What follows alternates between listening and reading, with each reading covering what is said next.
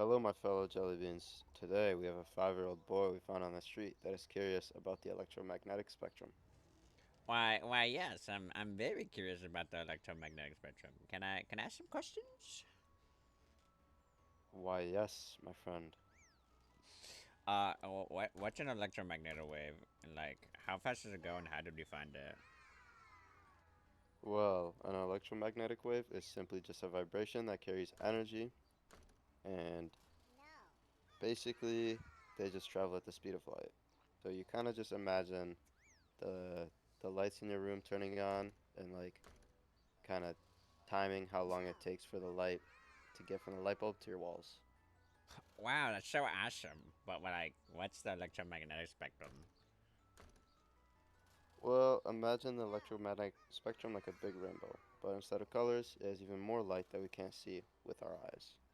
So like, like the frequency and the wavelength like the same thing. Mm, they are not the same, but they are related. Frequencies are how often the waves pass at a time, like counting how many birds fly by in a minute, while wavelength is the distance between the peaks of the waves. So in a sense, it's like measuring the distance between the birds. So like, is there regions to the spectrum, and like, how is it? How do you scale it? There are different regions in the spectrum. They are radio waves, microwaves, infrared light, visible light, ultraviolet light, and gamma rays.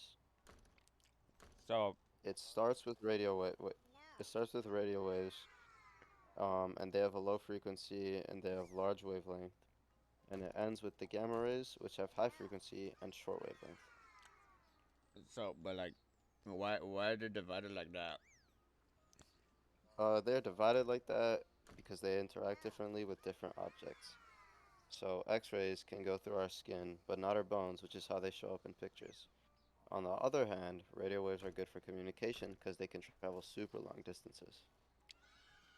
So, how would I use this in like in my everyday life? Like, who uses these things, and like, how do we know they exist?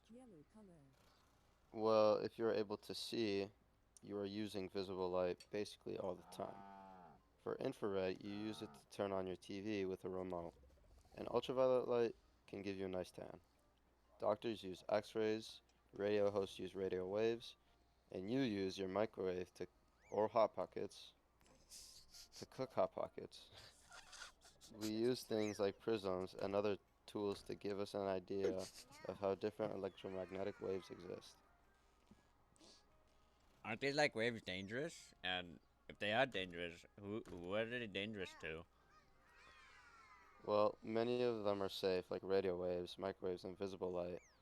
For ultraviolet light, if you do it in moderation, then you'll be okay. But if you use it a lot, or if you're exposed to it a lot, then you could have sunburns and potentially cancer. But X-rays and gamma rays can be very harmful if you continuously are exposed to them.